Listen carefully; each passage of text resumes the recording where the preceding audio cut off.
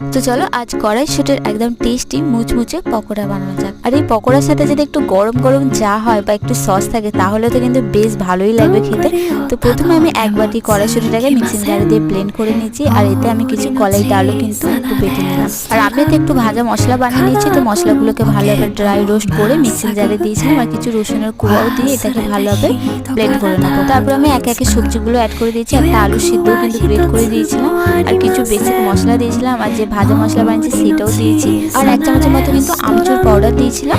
আর এটাকে আমি ভালোভাবে কিন্তু মিশিয়ে নেবো। 2 চামচ বেসন আর 1 চামচ চালের গুঁড়ো দিয়ে, এতে কিন্তু জল একটুও পড়েনি। এটা ভালোভাবে মিশিয়ে নিয়ে তেলটাকে ভালোভাবে গরম করে ছোট ছোট পকোড়া দিয়ে দেবো। গ্যাসটাকে মিডিয়ামে রেখে এটাকে লাল লাল করে ভেজে নেবো।